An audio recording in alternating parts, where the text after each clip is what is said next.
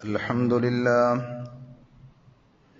نحمده ونستعينه ونؤمن به ونتوكل عليه ونعوذ بالله من شرور أنفسنا ومن سيئات أعمالنا من يهده الله فلا مضل له ومن يضلل فلا هادي له وأشهد أن لا إله إلا الله وحده لا شريك له وأشهد أن محمدا عبده ورسوله أرسله بالهدى ودين الحق ليظهره على الدين كله ولو كره المشركون يا أيها الذين آمنوا اتقوا الله حق تقاته ولا تموتن إلا وأنتم مسلمون يا أيها الناس اتقوا ربكم الذي خلقكم من نفس واحدة وخلق منها زوجها وبث منهما رجالا كثيرا ونساء واتقوا الله الذي تساءلون به والأرحام إن الله كان عليكم رقيبا يا أيها الذين آمنوا اتقوا الله وقولوا قولا سديدا يصلح لكم أعمالكم ويغفر لكم ذنوبكم ومن يطع الله ورسوله فقد فاز فوزا عظيما أما بعد فإن خير الحديث كتاب الله وخير الهدي هدي محمد صلى الله عليه وسلم وشر الأمور محدثاتها وكل محدثة بدعة وكل بدعة ضلالة وكل ضلالة في النار أعوذ بالله السميع العليم من الشيطان الرجيم بسم الله الرحمن الرحيم إنما جزاء الذين يحاربون الله ورسوله ويسعون في الأرض فسادا أن يقتلوا أو يصلبوا أو تقطع أيديهم وأرجلهم من خلاف أو ينفوا من الأرض ذلك لهم خزي في الدنيا ولهم في الآخرة عذاب عظيم. ആദരണീയരായ സഹോദരന്മാരെ, സഹോദരികളെ, അള്ളാഹുവിൻ്റെ വിധിവിലക്കുകൾ ശരിയായ രൂപത്തിൽ പഠിച്ച് മനസ്സിലാക്കുവാനും ജീവിതത്തിൻ്റെ എല്ലാ മേഖലകളിലും അവ പരമാവധി സൂക്ഷിച്ചുകൊണ്ട് പടച്ചറബിനോട് നന്ദിയുള്ളവരായി തഖ്വയുള്ളവരായി ജീവിക്കുവാൻ പരിശ്രമിക്കണമെന്ന് സ്വന്തത്തോടെന്ന പോലെ നിങ്ങൾ ഓരോരുത്തരോടും ആമുഖമായി ഓർമ്മപ്പെടുത്തുകയാണ്, വസിയ്യത്ത് ചെയ്യുകയാണ്. റഹ്മാനായ റബ്ബ് അവന്റെ വിധിവിലക്കുകൾ കണിശമായി പാലിക്കുന്ന യഥാർത്ഥ മുത്തഖീങ്ങളിൽ പറയുന്ന എന്നെയും കേൾക്കുന്ന നിങ്ങൾ ഓരോരുത്തരെയും ഉൾപ്പെടുത്തി അനുഗ്രഹിക്കുമാറാകട്ടെ. ഓരോ സമയത്തായി വലിയ വലിയ മനുഷ്യക്കുരുതികളും ഭീകരാക്രമണങ്ങളും നമ്മൾ കേട്ടുകൊണ്ടിരിക്കുന്നു. നമ്മുടെ നാട്ടിലും ലോകത്തിന്റെ വിവിധ ഭാഗങ്ങളിലുമൊക്കെ അത് നടന്നുകൊണ്ടിരിക്കുകയാണ്. പുൽവാമയിലും പഹൽഗാമിലുമൊക്കെ നടന്ന സംഭവങ്ങൾ അതിലേക്ക് നമുക്ക് ചേർത്ത് വായിക്കുവാൻ പറ്റുന്ന സംഗതികളാണ്. എങ്കിലും യുദ്ധങ്ങളായാലും ഭീകരാക്രമണങ്ങളായാലും ലോകത്ത് എവിടെ അത്തരം പ്രവർത്തനങ്ങൾ നടക്കുമ്പോഴും അവയിൽ നമുക്കൊരു നേട്ടവും കാണുവാൻ സാധിക്കുകയില്ല എന്ന് മാത്രമല്ല, ഒട്ടേറെ കഷ്ടനഷ്ടങ്ങളായിരിക്കും അതിൻ്റെ എല്ലാം പരിണിത ഫലം. എത്രത്തോളം എന്ന് ചോദിച്ചാൽ, നിരപരാധികളായ അനവധി ആളുകൾ കൊല ചെയ്യപ്പെടുന്നു. ഒരുപക്ഷെ കുടുംബം പോറ്റാൻ വേണ്ടി രാവിലെ വീട്ടിൽ നിന്ന് ഇറങ്ങിപ്പുറപ്പെട്ട വ്യക്തികളായിരിക്കും ബോംബ് സ്ഫോടനത്തിൽ അതല്ലെങ്കിൽ ഭീകരാക്രമണങ്ങളിൽ കൊല്ലപ്പെടുന്നത്. ചിലപ്പോൾ ചികിത്സയുടെ ആവശ്യാർത്ഥം ഹോസ്പിറ്റലുകളിലേക്ക് ബന്ധുക്കളെയും കൂട്ടി പോകുന്ന ആളുകളും ആ കൂട്ടത്തിൽ കൊല്ലപ്പെട്ടു പോകാറുണ്ട്. ഇങ്ങനെ പല പല ആവശ്യങ്ങൾക്കായി വീടുകളിൽ നിന്ന് ഇറങ്ങിയ ആളുകൾ വായു മനസ്സും അറിയാത്ത, ഒന്നും അറിയാത്ത, എന്തിനു വേണ്ടിയാണ് തങ്ങൾ കൊല്ലപ്പെട്ടത് എന്ന് പോലും അറിയാത്ത അവസ്ഥയിൽ ഛിന്നഭിന്നമായ രീതിയിൽ അവരുടെ ബോഡി മാറിപ്പോകുന്ന അതിക്രൂരവും നിഷ്ഠൂരവുമായ ഈ പ്രവർത്തനങ്ങൾ ആര് നടത്തിയാലും അതിനെ നമുക്ക് ന്യായീകരിക്കുവാനോ അംഗീകരിക്കുവാനോ സാധിക്കുകയില്ല എന്ന് മനസാക്ഷിയുള്ള ആർക്കും അറിയാൻ കഴിയുന്ന സംഗതിയാണ്. എത്രയോ കെട്ടിടങ്ങൾ അതിന്റെ പരിണിത ഫലമായി നഷ്ടപ്പെട്ട് തകർന്നടിഞ്ഞു പോകുന്നു. വലിയ വലിയ സ്ഥാപനങ്ങൾ എല്ലാം നശിച്ചു പോകുമ്പോൾ ആർക്കാണ് അതിന്റെ നഷ്ടങ്ങൾ പോലും കണക്കാക്കുവാൻ സാധിക്കുക എന്നത് നമ്മുടെ മുന്നിലുള്ള വലിയ ചോദ്യമാണ്. പരിക്കേറ്റ് കൈകാലുകൾ നഷ്ടപ്പെട്ട് മുഖം പോലും വികൃതമായി ജീവച്ഛവങ്ങളായി ശിഷ്ടകാലം തള്ളി നീക്കേണ്ടി വരുന്ന ആളുകളുടെയും എണ്ണം നമുക്കാർക്കും കോലപ്പെടുത്തുവാൻ കഴിയുന്നതിനും അപ്പുറത്താണ് എന്നറിയുമ്പോൾ ഭീകരാക്രമണങ്ങൾ നടക്കുന്ന പ്രദേശങ്ങളിൽ, ആ നാടുകളിൽ സ്വസ്ഥതയും സമാധാനവും നഷ്ടപ്പെട്ട് അരക്ഷിതാവസ്ഥയും അരാജകത്വവുമായിരിക്കും എന്നതൊക്കെ നമുക്ക് ആലോചിച്ചാൽ മനസ്സിലാക്കുവാൻ സാധിക്കുന്ന സംഗതിയാണ്. ഇവയെല്ലാം അതിക്രൂരമായ തെമ്മാടിത്തങ്ങളാണ് എന്ന് ആർക്കാണ് മനസ്സിലാക്കാൻ സാധിക്കാത്തത്? ഇത്തരം ഭീകരതകൾ ലോകത്ത് നിന്ന് തുടച്ചു നീക്കണമെങ്കിൽ അത് ആത്മാർത്ഥമായി ആ പണി നടക്കണമെന്ന് ആഗ്രഹിക്കാത്ത, ആ രീതിയിൽ ചിന്തിക്കാത്ത ആരാണ് ലോകത്തുണ്ടാവുക? അഭിപ്രായ വ്യത്യാസം ആ വിഷയത്തിൽ ആർക്കാണ് ഉണ്ടാവുക? ഭീകരവാദം വേണ്ട, യുദ്ധം വേണ്ട, സമാധാനം വേണം എന്ന് പറയുന്ന മനസ്സിൽ, അല്ലെങ്കിൽ അതാണ് നന്മ എന്നതിൽ ആർക്കെങ്കിലും അഭിപ്രായ വ്യത്യാസം ഉണ്ടാകുമെന്ന് തോന്നുന്നില്ല. പക്ഷേ ഇത്തരം ഭീകര പ്രവർത്തനങ്ങൾ നടക്കുമ്പോൾ അതിനെതിരിലുള്ള പോരാട്ടങ്ങൾ ആത്മാർത്ഥവും സത്യസന്ധവുമാണെങ്കിൽ സ്വാഭാവികമായും ചില കാര്യങ്ങൾ നമ്മൾ തിരിച്ചറിയേണ്ടതുണ്ട്. ആരെങ്കിലും ഒരു പൊട്ടാസ് പൊട്ടിച്ചാൽ, അല്ലെങ്കിൽ ഏതെങ്കിലും ആഘോഷത്തിന്റെ ഭാഗമായി ഒരു ഓലപ്പടക്കം പൊട്ടിക്കുകയാണെങ്കിൽ പോലും അപ്പോഴേക്കും ചില ആളുകൾ ഇസ്ലാമിക് ടെററിസം എന്ന് പറഞ്ഞുകൊണ്ട്, അല്ലെങ്കിൽ ടെററിസ്റ്റ് അറ്റാക്ക് എന്ന പേരിൽ ഇസ്ലാമിന്റെയും മുസ്ലിങ്ങളുടെയും തലയിൽ കെട്ടിവെക്കുവാനുള്ള മത്സരമാണ് നമ്മൾ പലപ്പോഴും കാണുന്നത്. ഇനി മറ്റു വല്ല മതക്കാരുമാണ് അതിന്റെ എല്ലാം പിന്നിലെങ്കിലും അത് ബോധപൂർവം ചെയ്തതാണ് എന്ന് സാഹചര്യ തെളിവുകളിലൂടെ ആർക്കും ബോധ്യപ്പെടുന്ന സാഹചര്യമായാലും അപ്പോഴേക്കും മാനസിക രോഗി എന്ന ആനുകൂല്യം നൽകി അവരെയെല്ലാം വിട്ടുകളയുന്ന അവസ്ഥയുമുണ്ട്. സത്യത്തിൽ ഇതൊരു തരം മാനസിക രോഗമാണ്. ഏത് പ്രശ്നങ്ങളുണ്ടായാലും ഇസ്ലാമിന്റെ പേര് എവിടെയെങ്കിലും എട്ടയലക്കത്തുണ്ടെങ്കിൽ അതിനെ ഇസ്ലാമിന്റെ തലയിൽ കൊണ്ടുപോയി കെട്ടിവെക്കുകയും മുസ്ലിങ്ങൾ തീവ്രവാദത്തിന്റെയും ഭീകരവാദത്തിന്റെയും ആളുകളാണ് എന്ന് പ്രചരിപ്പിക്കുകയും ഇസ്ലാം എന്ന് പറഞ്ഞാൽ ഭീകരതയാണത്, നമുക്ക് അടുപ്പിക്കാൻ കൊള്ളാത്ത സംഗതിയാണ് എന്ന് പറയുകയും ഒക്കെ ചെയ്യുന്നത് വാസ്തവത്തിൽ ഒരു മാനസിക രോഗമാണ്.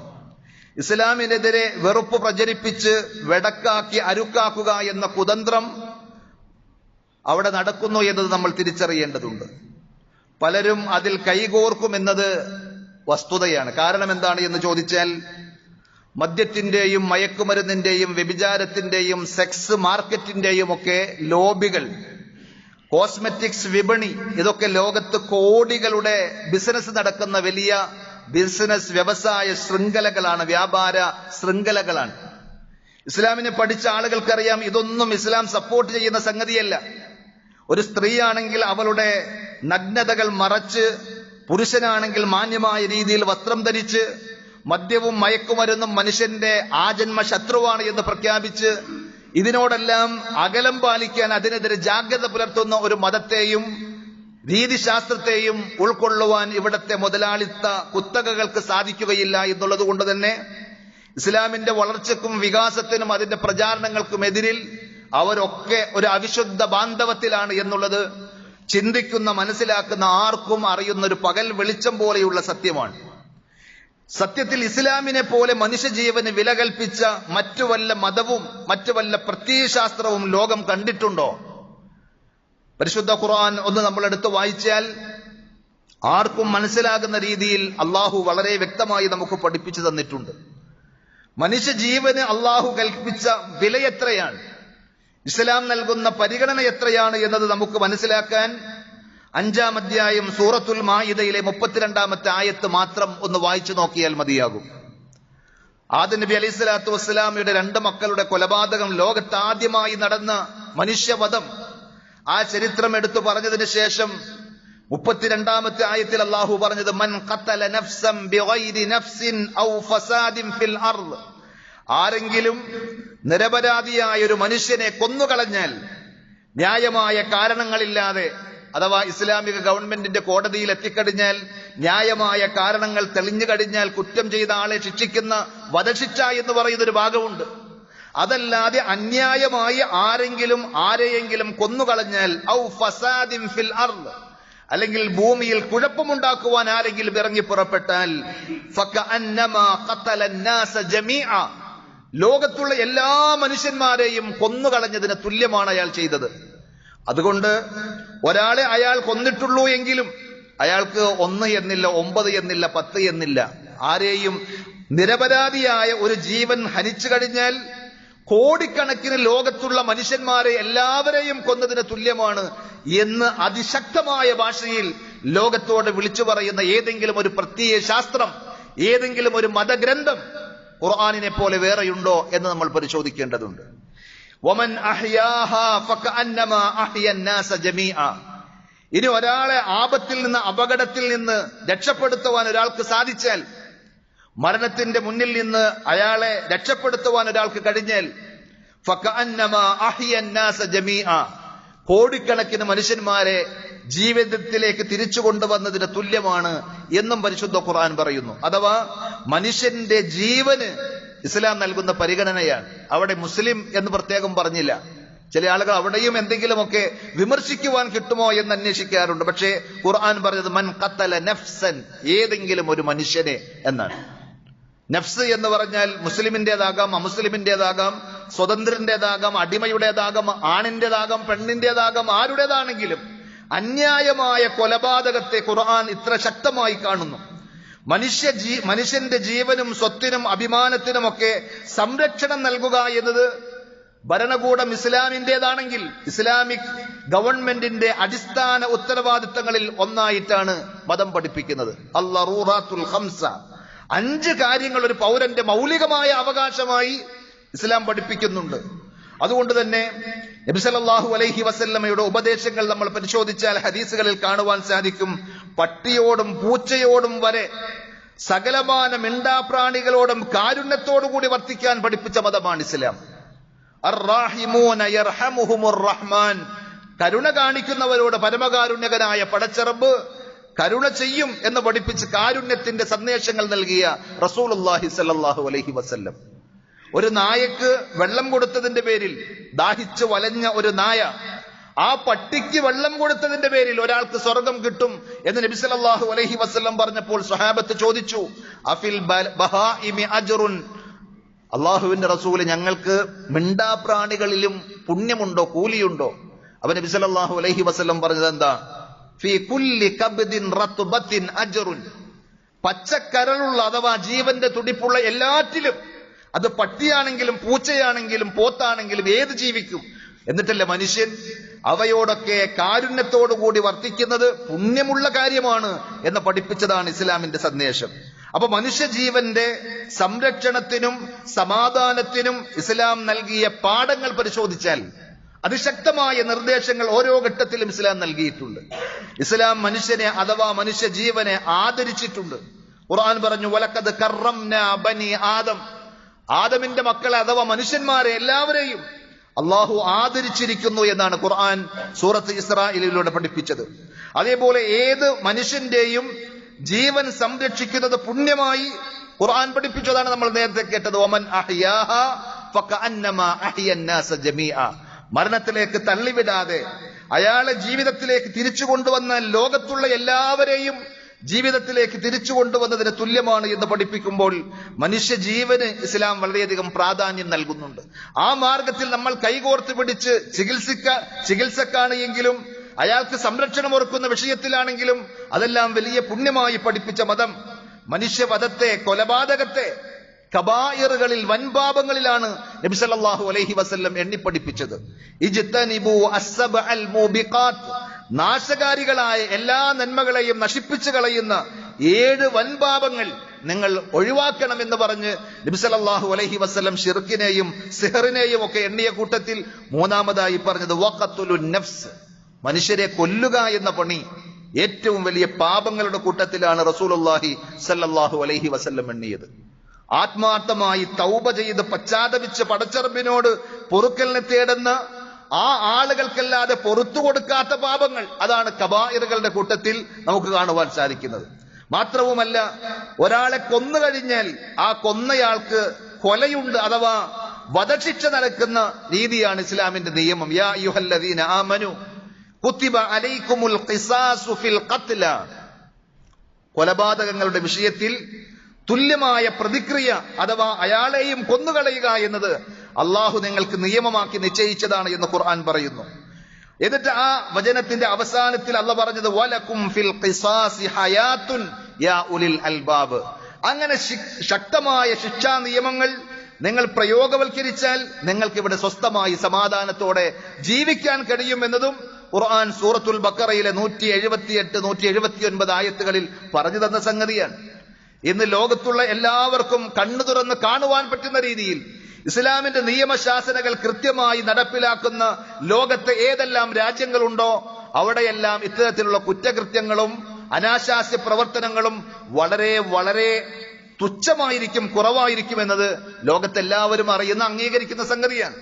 അപ്പോ വേണ്ടിടത്ത് ശിക്ഷാ നിയമങ്ങളും നടപടികളും വേണ്ടതുണ്ട് എന്ന് തന്നെയാണ് അനുഭവങ്ങൾ നമുക്ക് മനസ്സിലാക്കി തരുന്നത്. അതുകൊണ്ട് ആരെയെങ്കിലും കൊന്നാൽ തിരിച്ചും കൊല്ലപ്പെടും എന്നുള്ളൊരു ചിന്ത, അത് കൊല്ലേണ്ടതാരാ? നമ്മുടെ ആരുടെയെങ്കിലും ബന്ധുക്കളെ കൊന്നാൽ നമ്മളൊക്കെ പോയി കൊല്ലുക എന്നതല്ല. ഇസ്ലാമിന്റെ കോടതിയിൽ മുസ്ലിങ്ങൾ ഭരിക്കുന്ന ഇസ്ലാമിക രാഷ്ട്രത്തിലെ ഉത്തരവാദിത്തപ്പെട്ട വ്യവസ്ഥതയുടെ കീഴിൽ ആ കൊലയാളിയെ പിടിച്ചു കുറ്റം തെളിയിക്കപ്പെട്ടു കഴിഞ്ഞാൽ അതിശക്തമായ രീതിയിൽ സ്വാഭാവികമായും അത് നടപ്പിലാക്കപ്പെടും. വധശിക്ഷ അവിടെ നൽകപ്പെടും. വ്യക്തികളല്ല, കോടതിയാണ് ആ ശിക്ഷ നടപ്പിലാക്കേണ്ടത്. നേരെ മറിച്ച് പൗരന്മാർ ഓരോരുത്തരും നിയമം കയ്യിലെടുക്കുകയാണെങ്കിൽ എന്റെ വാപ്പയെ കൊന്നിട്ടാണ് ഞാൻ പകരം ചോദിക്കും, അല്ലെങ്കിൽ എന്റെ ഇന്ന ബന്ധുവിനെ കൂട്ടുകാരനെ കൊന്നിട്ടാണ് ഞങ്ങൾ കുറച്ചാളുകൾ സംഘം ചേർന്ന് അവരെയും കൊല്ലും. ചിലപ്പോ കൊന്നയാളെ ആയിരിക്കില്ല കൊല്ലുക, ആ കൊല്ലുന്ന വീട്ടിലോ കുടുംബത്തിലോ പെട്ട പലരെയും കൊന്നുകളയുന്ന രീതി ഇസ്ലാമികമായി ശരിയല്ല. ഇസ്ലാമിന്റെ കോടതിയിൽ ആ രണ്ടാമത് കൊന്ന ആൾ കൊലക്കുറ്റത്തിന് വിധിക്കപ്പെടുന്ന അല്ലെങ്കിൽ ആ ശിക്ഷ ഏറ്റുവാങ്ങേണ്ടുന്ന അവസ്ഥയാണ് ഇസ്ലാമിന്റെ നിയമങ്ങളുടെ മുന്നിലുള്ളത് എന്നത് നമ്മൾ തിരിച്ചറിയേണ്ട സംഗതിയാണ്. അപ്പോ ഇസ്ലാമിക നിയമങ്ങൾ നമ്മൾ പരിശോധിച്ചു കഴിഞ്ഞാൽ ആ കോടതിയിലേക്ക്, ഇസ്ലാമിന്റെ നിയമ ശാസനകളുടെ മുന്നിലേക്ക്, ന്യായാധിപന്മാരുടെ അടുക്കിലേക്ക് ഈ വിഷയങ്ങൾ എത്തിക്കഴിഞ്ഞാൽ അവിടെ അന്യായമായ ഇടപെടലുകളോ ശുപാർശകളോ ഒന്നും ഉണ്ടാവുകയില്ല. അഥവാ കൊല ചെയ്യപ്പെട്ട വ്യക്തിയുടെ കൊലപാതക കുറ്റം തെളിയിച്ചു കഴിഞ്ഞാൽ പിന്നെ ആകെയുള്ള ഒരു ഓപ്ഷൻ ആ കൊല്ലപ്പെട്ട വ്യക്തിയുടെ ബന്ധുക്കൾ മാപ്പ് നൽകിയാലല്ലാതെ അവർക്ക് ബ്ലഡ് മണി അഥവാ നഷ്ടപരിഹാരമായി ദിയയായി 100 ഒട്ടകത്തിന്റെ അതിശക്തമായ വലിയ ഒരു സമ്പത്ത് അവർക്ക് കൊടുക്കാം. അതല്ലെങ്കിൽ എന്താണോ അവർ നഷ്ടപരിഹാരം ചോദിക്കുന്നത് അത് കൊടുക്കാം. അതല്ലെങ്കിൽ ഒന്നും വേണ്ട, ഞങ്ങൾ ഏതായാലും മരിച്ചുപോയില്ലേ, അബദ്ധത്തിൽ പറ്റിയതാണെങ്കിൽ എന്ന് പറഞ്ഞ് അവരെല്ലാവരും മാപ്പ് നൽകിയാലല്ലാതെ, ആ മാപ്പ് നൽകാൻ വേണമെങ്കിൽ പ്രധാനപ്പെട്ട അവർ പറഞ്ഞാൽ കേൾക്കുന്ന ആളുകൾക്ക് വേണമെങ്കിൽ ഇടപെടാം, അവരെ കൊണ്ട് അനുനയിപ്പിക്കാം എന്നൊക്കെയല്ലാതെ സ്വാഭാവികമായും ഞങ്ങളുടെ ബന്ധുവിനെ കൊല ചെയ്തിട്ടുള്ള ആൾക്ക് കൊലശിക്ഷ വധശിക്ഷ നൽകണം എന്ന് പറഞ്ഞാൽ അവിടെ കോടതി നടപ്പിലാക്കും. അവിടെ ആരുടെയും വക്കാലത്തോ ശുപാർശയോ ഇടപെടലുകളോ സ്വീകരിക്കുകയില്ല. ഇസ്ലാമിക പ്രമാണങ്ങൾ പഠിപ്പിക്കുന്നതാണ്. നബി സല്ലല്ലാഹു അലൈഹി വസല്ലമയുടെ കാലഘട്ടത്തിൽ മഖ്സൂമിയ ഗോത്രക്കാരിയായ ഒരു പെണ്ണ് ഒരു കളവ് നടത്തി. ആ കളവ് പിടിക്കപ്പെട്ടു. ഖുറൈശികളെ സംബന്ധിച്ചിടത്തോളം തറവാടികളായ ഉന്നതരായി അറിയപ്പെടുന്ന ആളുകൾക്ക് വല്ലാത്തൊരു നാടക്കേടായി. അവരെല്ലാ അർത്ഥത്തിലും നബി സല്ലല്ലാഹു അലൈഹി വസല്ലമയുടെ അടുക്കൽ ഇത് എങ്ങനെയെങ്കിലും പറഞ്ഞ് ഈ അപമാനത്തിൽ നിന്ന് ഞങ്ങളത് രക്ഷപ്പെടുത്താൻ പല വഴിയും ശ്രമിച്ചു, പലതും ആലോചിച്ചു അവർ. പക്ഷെ റസൂലുള്ളാഹി സല്ലല്ലാഹു അലൈഹി വസല്ലമയോട് ആര് പറയും ഈ വിഷയം, ആര് സംസാരിക്കുമെന്ന് ആലോചിച്ചപ്പോൾ നബി സല്ലല്ലാഹു അലൈഹി വസല്ലമയോട് അങ്ങേയറ്റം സ്നേഹവും അടുപ്പവുമുള്ള പ്രവാചകൻ അങ്ങോട്ടും പരിഗണനയും അതേപോലെ തന്നെ സ്ഥാനമാനങ്ങൾ നൽകി ആദരിച്ച ഉസാമത്ത് ബിൻ സയ്യിദ് റളിയല്ലാഹു അൻഹുമ ഒരടിമയായിരുന്നു സെയ്ദ്.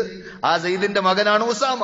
പക്ഷെ നബി സല്ലല്ലാഹു അലൈഹി വസല്ലമക്ക് ഖിദ്മത്ത് ചെയ്ത് ദീനിനോട് ഏറ്റവും അടുത്ത് നിന്ന അദ്ദേഹത്തെ നബി സല്ലല്ലാഹു അലൈഹി വസല്ലം വളരെയധികം സ്നേഹിക്കുകയും ആദരിക്കുകയും ചെയ്തത് അവർക്ക് മനസ്സിലായതിനാൽ അവര് ഉസാമയെ ഒന്ന് റെക്കമെൻഡ് ചെയ്യാൻ വേണ്ടി വക്കാലത്ത് പിടിക്കാൻ ഉസാമ റളിയല്ലാഹു അൻഹു നബി സല്ലല്ലാഹു അലൈഹി വസല്ലമയോട് അവർക്ക് വേണ്ടി ഒന്ന് സംസാരിക്കാൻ ചെന്നപ്പോൾ പ്രവാചകൻ സല്ലല്ലാഹു അലൈഹി വസല്ലം ഉസാമക്ക് നൽകിയ എല്ലാ സ്ഥാനമാനങ്ങളെയും മറന്നുപോകുന്ന രീതിയിൽ ഉസാമയോട് ചോദിച്ചു, അള്ളാഹുവിന്റെ വിധിന്യായത്തിൽ ശുപാർശ പറയാൻ വന്നിരിക്കുകയാണോ ഉസാമ നീ?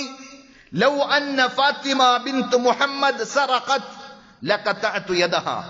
എന്റെ മകൾ ഫാത്തിമ, അവൾ എനിക്ക് ഏറ്റവും പ്രിയപ്പെട്ടവളാണ്.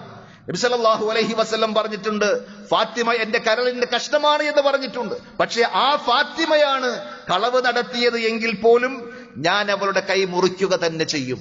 അതുകൊണ്ട് അവിടെ ഒരു വക്കാലത്തും ആരും പറയേണ്ടതില്ല, ഒരു റെക്കമെൻഡേഷനുമായും ആരും വരേണ്ടതില്ല എന്നാണ് നബി സല്ലല്ലാഹു അലൈഹി വസല്ലമയുടെ നിർദ്ദേശം. ഇതാണ് ഇസ്ലാമിന്റെ നിയമങ്ങളും ദീൻ പഠിപ്പിക്കുന്ന മാർഗനിർദ്ദേശങ്ങളും.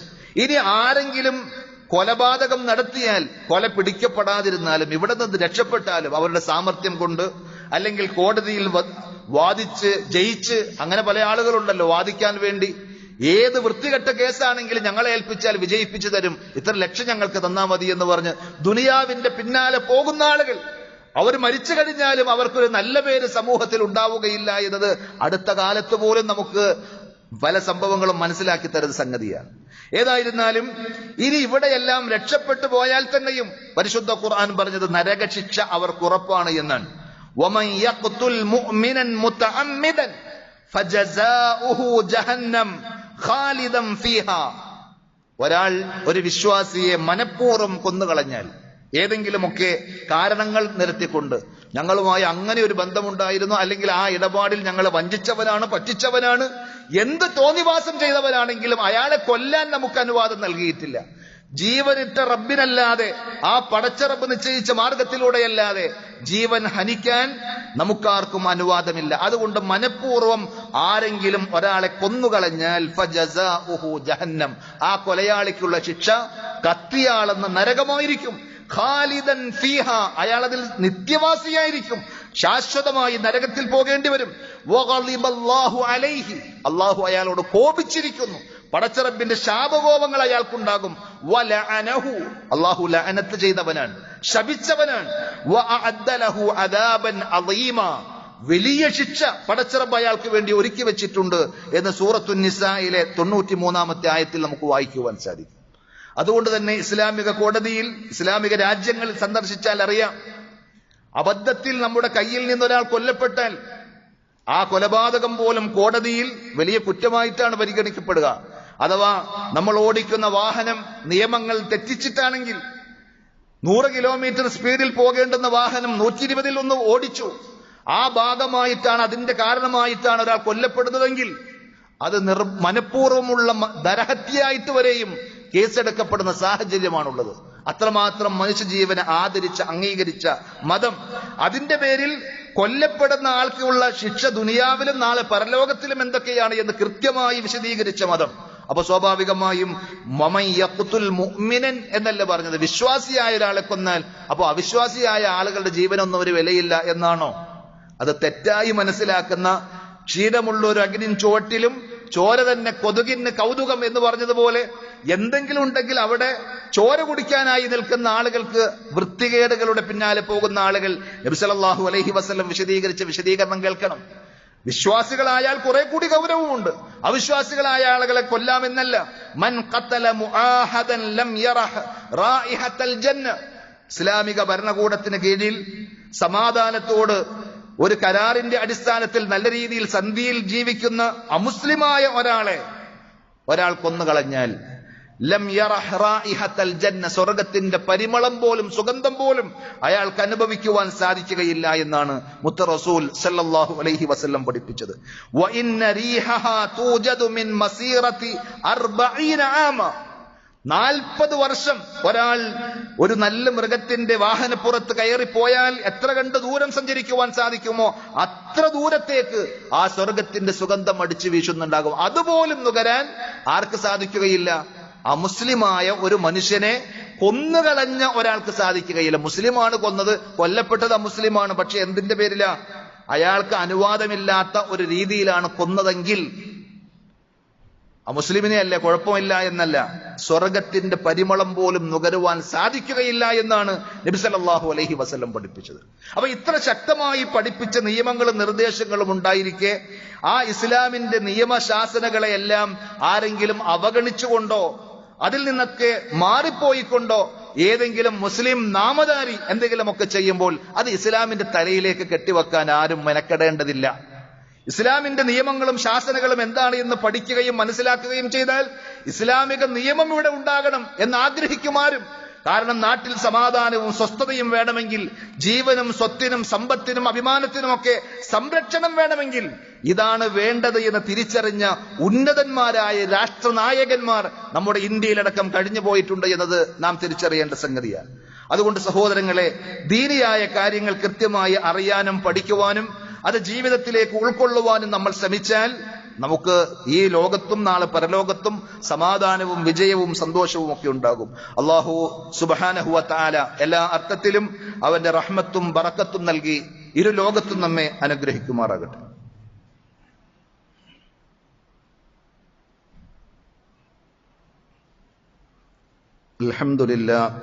അൽഹംദുലില്ലാഹി റബ്ബിൽ ആലമീൻ والصلاة والسلام على أشرف الأنبياء والمرسلين نبينا محمد وعلى آله وأصحابه وسلم تسليما كثيرا يا أيها الذين آمنوا اتقوا الله حق تقاته ولا تموتن إلا وأنتم مسلمون.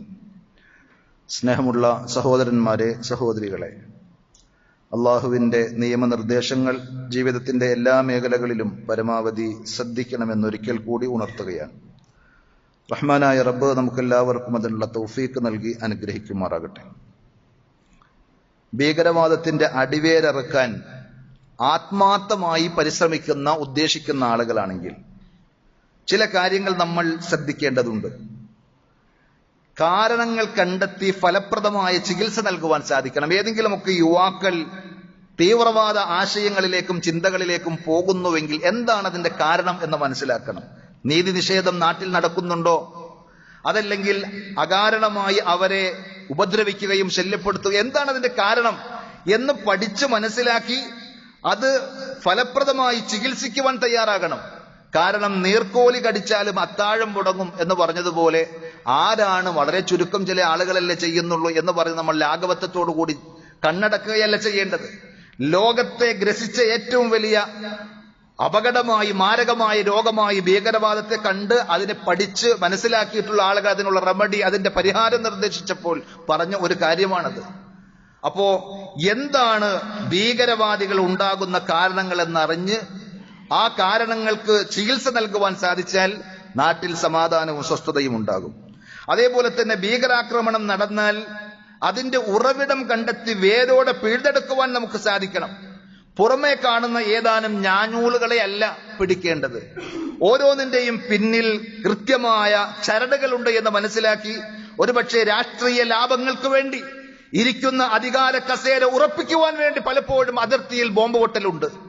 അതുകൊണ്ട് തന്നെ ആരാണ് അതിന്റെ പിന്നിൽ എന്ന് കൃത്യമായി അറിയണം. ചിലപ്പോൾ സാമ്പത്തികമായ നേട്ടങ്ങൾക്ക് വേണ്ടി എന്തും ചെയ്യുവാൻ ഇറങ്ങിപ്പുറപ്പെട്ടിട്ടുള്ള പല ആളുകളും ചെയ്യുന്ന വേലകളായിരിക്കും. അപ്പോ ആരാണ് അതിന്റെ പിന്നിൽ എന്ന് കൃത്യമായി അന്വേഷിച്ച് നിഷ്പക്ഷമായ അന്വേഷണങ്ങൾ നടത്തി അവരുടെ തനി നിറം ലോകത്തിന് മുമ്പിൽ തുറന്നു കാണിക്കുന്ന നിഷ്പക്ഷമായ അന്വേഷണങ്ങളും നടപടികളും വേണം. ഇനി തെളിവുകളിലൂടെ പിടിക്കപ്പെട്ട് കഴിഞ്ഞാൽ, കുറ്റവാളികളെ കിട്ടിക്കഴിഞ്ഞാൽ മുഖം നോക്കാതെ നടപടിയെടുക്കുവാൻ സാധിക്കണം. ഭരണാധികാരികൾക്ക് സാധിക്കണം, ലോകത്തിന് സാധിക്കണം. അവിടെ പിടിക്കപ്പെട്ടവൻ എന്റെ പാർട്ടിക്കാരനാണ്, എന്റെ കുടുംബക്കാരനാണ്, എന്റെ ബന്ധുവാണ് എന്നൊക്കെ വരുമ്പോൾ പലതരത്തിലുള്ള കണ്ണടക്കലുകളും ഇവിടെ ഉണ്ടാകുന്നു. യാതൊരു പരിഗണനയും കൂടാതെ മുഖം നോക്കാതെ നടപടിയെടുക്കുവാൻ തയ്യാറായി കഴിഞ്ഞാൽ ആ നാട്ടിൽ സമാധാനവും സ്വസ്ഥതയും ഉണ്ടാകും. അവിടെ ആർക്കും ഏത് നട്ടപ്പാതിരയിലും അവന്റേതായ കാര്യങ്ങളുമായി പോകാം. ആരും ആരെയും പിടിച്ച് ഒന്നും ചെയ്യുന്ന അവസ്ഥയുണ്ടാവുകയില്ല. നിർഭയത്വവും സമാധാനവും പടച്ചറബിന്റെ തൗഫീഖോടുകൂടി ഉണ്ടാകും. അതേപോലെ നിയമങ്ങൾ ശക്തമാക്കണം. ഉന്നതന്മാരായ ആളുകൾ എന്ത് തോന്നിവാസങ്ങൾ ചെയ്താലും രക്ഷപ്പെടുവാനുള്ള പഴുതുകൾ ഇട്ടുകൊടുക്കുന്ന നിയമങ്ങളല്ല. നിയമത്തിന്റെ മുന്നിൽ എല്ലാവരും തുല്യരാണ് എന്നത് കേവലം ഭംഗിവാക്കായി പ്രഖ്യാപിക്കുവാനുള്ളതല്ല. അത് കൃത്യമായി നടപ്പിലാക്കുന്ന അതിശക്തമായ നിയമനിർമ്മാണങ്ങൾ ആ മേഖലയിൽ നടക്കണം. അതല്ലാതെ വഖഫിന്റെ പേരിൽ ഇല്ലാത്ത ആരോപണങ്ങളും അതേപോലെ തന്നെ ആശങ്കകളും സൃഷ്ടിച്ച് നിയമങ്ങൾ ഉണ്ടാക്കുന്ന അമെന്റ്മെന്റുകൾ കൊണ്ടുവരുന്ന ആളുകൾ ഈ രാഷ്ട്രത്തിന്റെ സുരക്ഷിതത്വത്തിനു വേണ്ടി എന്ത് നിയമങ്ങളും നിർദ്ദേശങ്ങളുമാണ് ആവിഷ്കരിക്കേണ്ടത് എന്ന് ആലോചിച്ച് ശക്തമായ നിയമങ്ങൾ നടപ്പാക്കണം. അതേപോലെ തന്നെ കടുത്ത ശിക്ഷ കുറ്റത്തിന്റെ ഗൗരവം കണക്കിലെടുത്ത് അവർക്ക് നൽകുവാൻ സാധിക്കണം. സ്വാഭാവികമായും കണ്ണുള്ള ആളുകൾ കണ്ട് പഠിച്ചാൽ, കാതുള്ളവർ കേട്ടാൽ, ഹൃദയമുള്ളവർ ചിന്തിച്ചാൽ, ആ തെറ്റിലേക്ക് പോയാൽ തങ്ങൾക്കും കിട്ടുന്നത് ഇങ്ങനെയാണ് എന്ന് അറിഞ്ഞുകൊണ്ട് പിന്മാറുന്ന സാഹചര്യം ഉണ്ടാകും. അതാണ് ഖുർആൻ പറഞ്ഞത്. ഞാൻ തുടക്കത്തിൽ ഓതിവെച്ച സൂറത്തുൽ മാഇദയിലെ തന്നെ 33-ാമത്തെ ആയത്തിൽ, ഇന്നമാ ജസാഉൽ ലദീന യുഹാരിബൂന അല്ലാഹ വറസൂലഹു, അല്ലാഹുവിനോടും റസൂലിനോടും യുദ്ധം പ്രഖ്യാപിച്ച ആളുകൾക്കുള്ള പ്രതിഫലം. അഥവാ ദുനിയാവിൽ കുഴപ്പമുണ്ടാക്കുന്ന ആളുകൾ അല്ലാഹു വിളിച്ച പേരെന്താ? അള്ളാഹുവിനോട് അവന്റെ റസൂലിനോട് യുദ്ധം പ്രഖ്യാപിച്ച ക്രൂരന്മാരാണ്, അക്രമികളാണ് അവരെന്നാണ്. വയസ്ഔന ഫിൽ അർളി ഫസാദ, ഭൂമിയിൽ കുഴപ്പമുണ്ടാക്കുവാൻ പരിശ്രമിക്കുകയും ചെയ്ത ആളുകൾക്കുള്ള ജസാ, അവർക്കുള്ള പ്രതിഫലം, ദുനിയാവിൽ കൊടുക്കുന്ന ശിക്ഷ, അൻ യുഖത്തലു, അവരെ കൊന്നേക്കുക എന്നല്ല, ഖത്തല എന്നാണ് കൊല്ലുക എന്നതിന് അറബി ഭാഷയിൽ പറയാം. പക്ഷെ ഖത്തല യുഖത്തിലു എന്ന് പറഞ്ഞാൽ വെട്ടിനുറുക്കി നിഷ്കരുണം കൊന്നുകളഞ്ഞേക്കണം എന്നാണ് അതിന്റെ അർത്ഥം. ഔ യുസല്ലബു, അവരെ ക്രൂശിക്കണം, അവരെ മരത്തിൽ നല്ല മൂർച്ചയുള്ള ആണികൾ കൊണ്ട് തറക്കണം. ഔ തുഖത്തഅ ഐദീഹിം വഅർജുലുഹും മിൻ ഖിലാഫ്, കയ്യും കാലും ക്രോസായി വെട്ടിമുറിക്കണം, നുറുക്കിക്കളയണം. ഇതാണ് ഖുർആൻ പറഞ്ഞ നിയമം. ഔ യുൻഫൗ മിനൽ അർള്, മനുഷ്യന്മാർ താമസിക്കുന്ന ആ നാട്ടിൽ നിന്ന് അവർ നാട് കടത്തണം. ദാലിക ലഹും ഖിസ്യും ഫിദ് ദുനിയ, ദുനിയാവിൽ അവർക്ക് നിന്ദതയുണ്ട് എന്നുള്ളത് കൊണ്ടാണ്. വലഹും ഫിൽ ആഖിറതി അദാബുൻ അദീം, പരലോകത്ത് വേറെ വലിയ ശിക്ഷയും അവരെ കാത്തിരിക്കുന്നു എന്ന് അതിശക്തമായി ഖുർആൻ പറഞ്ഞ ആ നിയമനിർദ്ദേശം മുഖം നോക്കാതെ നടപ്പിലാക്കുവാൻ ശ്രദ്ധിക്കുന്ന ഒരു ഭരണകൂടമുണ്ടെങ്കിൽ അവിടെ ഇങ്ങനെയുള്ള ആക്രമണങ്ങൾക്ക് പിന്നിൽ പോകുന്ന ആളുകൾക്ക് ഭയപ്പാടുണ്ടാകും. അവരങ്ങനെ മുതിരുകയില്ല. ഇദാ കാന ഹാദാ ശഅ്നുൻ ഇളമി ഹാദിഹിൽ ജരീമ, ഈ ആയത്ത് വിശദീകരിക്കുമ്പോൾ അല്ലാമ അബ്ദുറഹ്മാൻ ഇബ്നു നാസിർ സഅദി റഹ്മത്തുള്ളാഹി അലൈഹി രേഖപ്പെടുത്താൻ, ഈ കുറ്റകൃത്യം ഇത്രമാത്രം ഗൗരവമുള്ളതാണ് എന്നുള്ളത് കൊണ്ടാണ് സ്വാഭാവികമായും ആ കുറ്റകൃത്യങ്ങൾക്ക് ഇത്രയും വലിയ ശിക്ഷ അള്ളാഹു നൽകിയത്. കയ്യും കാലും വെട്ടിനുറുക്കണം, അവരെ അരിഞ്ഞരിഞ്ഞ് കൊന്നുകളയണം, അതേപോലെ അവരെ പച്ചക്ക് ക്രൂശിക്കണം എന്നൊക്കെ പറയുമ്പോൾ ആ വിഷയത്തിന്റെ ഗൗരവമാണ്. നാട്ടിൽ സമാധാനവും സ്വസ്ഥതയും കെടുത്തിക്കളയുന്ന, ഇല്ലാതെയാക്കുന്ന ആർക്കുമുള്ള ശിക്ഷ പടച്ചറബിന്റെ മുന്നിൽ അതിന്റെ കുറ്റം അത്രമാത്രം വലുതാണ് എന്നതാണ്. അതോടൊപ്പം മനസ്സിലാക്കുവാൻ സാധിക്കും, ഉലിമ അന്ന തത്ഹീറൽ അർളി മിനൽ മുഫ്സിദീൻ വതഅമീന സുബുലി വത്തുറുഖി അനിൽ ഖത്ലി വഅഖ്ദിൽ അംവാൽ വഇഖാഫത്തിൻ നാസ്. ഇതിന്റെ ഒരു മറുവശം എന്താണ്? ഭൂമിയിൽ കുഴപ്പമില്ലാതെ കുഴപ്പമുണ്ടാക്കുന്നവരിൽ നിന്ന് ഭൂമിയെ സംരക്ഷിക്കുക എന്നത്, നാടിനെ സംരക്ഷിക്കുക എന്നത്. വതഅമീന സുബുൽ വത്തുറുഖ്, ആളുകൾ സഞ്ചരിക്കുന്ന റോഡുകളും വഴികളുമൊക്കെ നിർഭയമുള്ളതാക്കുക എന്നത്. അനിൽ ഖത്ലി വഅഖ്ദിൽ അംവാൽ, കൊലപാതകം, അതേപോലെ തന്നെ സമ്പത്ത് പിടിച്ചെടുക്കൽ, ഇഖാഫത്തിൻ നാസ്, മനുഷ്യന്മാരെ പേടിപ്പെടുത്തുന്ന കാര്യങ്ങൾ, ഇതിൽ നിന്നൊക്കെ നാടും പരിസരങ്ങളും സംരക്ഷിക്കുക എന്നത് മിൻ അഅ്ളമിൽ ഹസനാത്ത്, ഏറ്റവും നല്ല നന്മകളിൽ പുണ്യങ്ങളിൽ പെട്ടതാണ്. വഅജല്ലി ത്വാആത്ത്, റബ്ബിന് ഏറ്റവും പ്രിയങ്കരമായ സൽക്കർമ്മങ്ങളിൽ പെട്ടതാണ്. അതുകൊണ്ട് കുറ്റവാളികളായ ആളുകൾക്ക് ഒത്താശ ചെയ്യണം എന്നല്ല ഇസ്ലാം പഠിപ്പിക്കുന്നത്. കുറ്റവാളികളായ ആളുകളെ പിടിച്ച് ശിക്ഷിക്കാൻ വിശ്വാസികൾ മുൻപന്തിയിലുണ്ടാകും. വഅന്നഹു ഇസ്ലാഹും ഫിൽ അർള്, ആ പണി ദുനിയാവിൽ ഭൂമിയിൽ നന്മകൾ ഉണ്ടാക്കുന്ന പ്രവർത്തനമാണ്. കമാ അന്ന ളിദ്ദഹു ഇഫ്സാദുൻ ഫിൽ അർള്, നേരെ മറിച്ച് നാട്ടിൽ കുഴപ്പങ്ങളും അരാജകത്വവും ഉണ്ടാക്കാൻ ശ്രമിക്കൽ അത് കുഴപ്പത്തിന്റെ ഫസാദിന്റെ പണിയാണെങ്കിൽ അത്തരം ആളുകളെ അമർച്ച ചെയ്യുവാനുള്ള പരിശ്രമം ഇസ്ലാഹിന്റെ പണിയാണ് എന്നാണ് പണ്ഡിതന്മാർ വിശദീകരിച്ചത്. അതുകൊണ്ട് മനുഷ്യജീവന്റെ വില ഇമാമിയങ്ങൾ പണ്ഡിതന്മാർ ഉണർത്തിയിട്ടുണ്ട്. അളുമ വല്ലാഹി വിസ്റുഹാ, ഈ ആളുകൾക്ക് ഇങ്ങനെ മാത്രം കടുത്ത ശിക്ഷ കൊടുക്കുവാൻ അള്ളാഹു കൽപ്പിച്ചത് അവർ ചെയ്ത കുറ്റകൃത്യങ്ങളുടെ വലിപ്പമാണ് മനസ്സിലാക്കി തരുന്നത്. വഅളുമ വല്ലാഹി അജ്റുഹാ, അതുകൊണ്ട് തന്നെ അതിനുള്ള പ്രതിഫലവും അള്ളാഹു ഗൗരവതരമായി നൽകി എന്നുള്ളത് മനസ്സിലാക്കുമ്പോൾ സ്വാഭാവികമായും ഇസ്ലാമിന്റെ തലയിലേക്ക് വെച്ചുകെട്ടി മുസ്ലിങ്ങളെ കുതിര കയറാൻ ശ്രമിക്കുകയല്ല വേണ്ടത്. ആത്മാർത്ഥമായി സത്യസന്ധമായി നാട്ടിൽ സമാധാനം വേണം. ടെററിസ്റ്റ് അറ്റാക്ക്, ഭീകരാക്രമണങ്ങൾ, അതേപോലെ തന്നെ അത്തരത്തിലുള്ള അരാജകത്വ വിധ്വംസക പ്രവർത്തനങ്ങൾ നാട്ടിൽ നിന്ന് തുടച്ചു നീക്കണം എന്ന് ആത്മാർത്ഥമായി ആഗ്രഹിക്കുന്ന ഏതെങ്കിലും ഭരണാധികാരികൾ ഉണ്ടെങ്കിൽ ഈ പറഞ്ഞ നിയമങ്ങളും നിർദ്ദേശങ്ങളും ഒക്കെയാണ് വേണ്ടത്. അതല്ലാതെ അവിടെ ഇസ്ലാമിന്റെ പേരിൽ, മുസ്ലിങ്ങളുടെ പേരിൽ അത് തലയിൽ കെട്ടിവെച്ച് ബാക്കി എല്ലാ തോന്നിവാസികൾക്കും തോന്നിവാസങ്ങൾക്കുള്ള ലൈസൻസ് കൊടുക്കുന്ന രീതി നാട്ടിൽ ഇനിയും അങ്ങനെയുള്ള പ്രവർത്തനങ്ങൾ ആവർത്തിക്കുമെന്നതിന്റെ സൂചനയായി നമ്മൾ തിരിച്ചറിയേണ്ടതുണ്ട്. അല്ലാഹു സുബ്ഹാനഹു വ തആല നമ്മുടെ നാടിനെയും സമൂഹത്തെയും സമുദായത്തെയും എല്ലാത്തരം ആപത്തുകളിൽ നിന്നും അപകടങ്ങളിൽ നിന്നും കാത്തുരക്ഷിക്കുമാറാകട്ടെ. നമ്മുടെ ജീവിതത്തിൽ വന്നുപോയിട്ടുള്ള എല്ലാ തെറ്റുകുറ്റങ്ങളും അല്ലാഹു നമുക്ക് വിട്ടുപുറത്ത് മാപ്പാക്കി തരുമാറാകട്ടെ. സഹോദരങ്ങൾ, ഒരു കാര്യം പ്രത്യേകം അറിയിക്കാനുള്ളത്, നമ്മുടെ പള്ളിയിൽ വളരെ ചുരുങ്ങിയ പാർക്കിംഗ് സൗകര്യങ്ങളേ ഉള്ളൂ. അതുകൊണ്ട് വാഹനങ്ങളുമായി വരുന്ന ആളുകൾ പ്രത്യേകിച്ച് മറ്റുള്ളവർക്ക് തടസ്സമില്ലാത്ത രീതിയിൽ പാർക്ക് ചെയ്യുവാനും അതേപോലെ തന്നെ തടസ്സം സൃഷ്ടിക്കുക എന്നത് തന്നെ വലിയ തെറ്റായി ഇസ്ലാം പഠിപ്പിച്ച ഒരു സംഗതിയാണ്. വഴിയിൽ നിന്ന് ഉപദ്രവങ്ങൾ നീക്കലാണ് ഈമാനിന്റെ ഭാഗമായി നബി സല്ലല്ലാഹു അലൈഹി വസല്ലം പഠിപ്പിച്ചത്. അതുകൊണ്ട് പരമാവധി നമ്മൾ അഡ്ജസ്റ്റ് ചെയ്ത് സഹകരിച്ച് വേണം അത്തരം കാര്യങ്ങളിൽ ഇടപെടാൻ എന്നതുകൂടി സാന്ദർഭികമായി ഉണർത്തുകയാണ്. റഹ്മാനായ റബ്ബ് ഏറ്റവും നല്ല മനസ്സും നന്മകളെ കുറിച്ച് ചിന്തിക്കാനും നന്മകൾ പ്രവർത്തിക്കുവാനുമുള്ള തൗഫീക്ക് നൽകി നമ്മെ ഓരോരുത്തരെയും അനുഗ്രഹിക്കുമാറാകട്ടെ. നമ്മുടെ കൂട്ടത്തിൽ നിന്ന് മരണപ്പെട്ടു പോയ നമ്മുടെ മാതാപിതാക്കൾ, ബന്ധുമിത്രാദികൾ, ആദർശ സഹോദരങ്ങൾ എല്ലാവർക്കും അല്ലാഹു മഗ്ഫിറത്തും മർഹമത്തും നൽകി അനുഗ്രഹിക്കുമാറാകട്ടെ. അവരെയും നമ്മെയും പടച്ചറബ്ബ് അവന്റെ വിശാലമായ ജന്നാത്തുൽ ഫിർദൗസിൽ ഒരുമിച്ച് കൂട്ടി അനുഗ്രഹിക്കുമാറാകട്ടെ. അല്ലാഹുമ്മ ഗ്ഫിർ ലിൽ മുഅ്മിനീന വൽ മുഅ്മിനാത്ത് വൽ മുസ്ലിമീന വൽ മുസ്ലിമാത്ത് الأحياء منهم والأموات إنك مجيب الدعوات يا قاضي الحاجات. اللهم أعز الإسلام والمسلمين وأذل الشرك والمشركين. اللهم أعز الإسلام والمسلمين وأذل الشرك والمشركين. اللهم أجرنا من النار، اللهم أجرنا من النار وأدخلنا الجنة مع الأبرار. ربنا آتنا في الدنيا حسنة وفي الآخرة حسنة وقنا عذاب النار.